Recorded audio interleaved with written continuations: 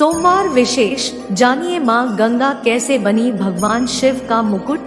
पढ़े कथा गंगा की कहानी। क्या आप जानते हैं मां गंगा धरती पर कैसे अवतरित हुई और क्यों?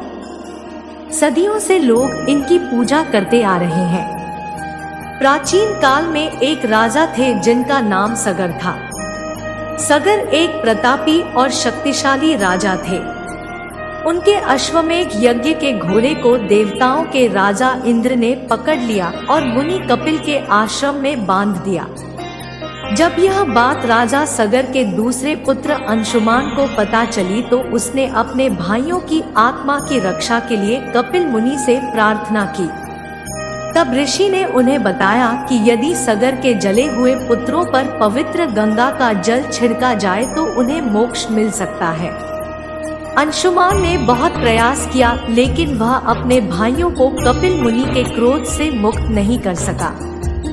बाद में उनके पोते राजा भगीरथ ने अपने पूर्वजों की आत्मा की शांति के लिए तपस्या की।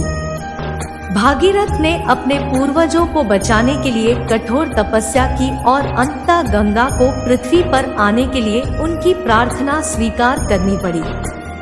शिव के सिर पर क्यों है गंगा? अब सवाल यह था कि गंगा पृथ्वी पर कैसे आई, क्योंकि उनकी धारा इतनी तेज थी कि उनके सीधे पृथ्वी पर आने का मतलब विनाश था। तब भगीरथ ने एक बार फिर तपस्या की और भगवान शिव से मदद मांगी। भोले शंकर ने गंगा को अपने द्वार से पृथ्वी पर जाने को कहा और तब राजा सगर के 60,000 पुत्रों का उद्धार हुआ और उन्हें मोक्ष मिला। भगीरथ आगे आगे चल रहे थे और गंगा उनके पीछे पीछे चल रही थी।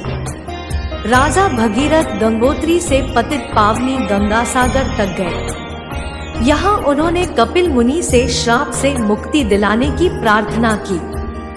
गंगा का अमृत भागीरथ की कठोर तपस्या का फल था। महर्षि कपिल मोक्षदायिनी मां गंगा को पृथ्वी पर देखकर प्रसन्न हुए। उन्होंने सगर के पुत्रों को श्राप से मुक्त कराया।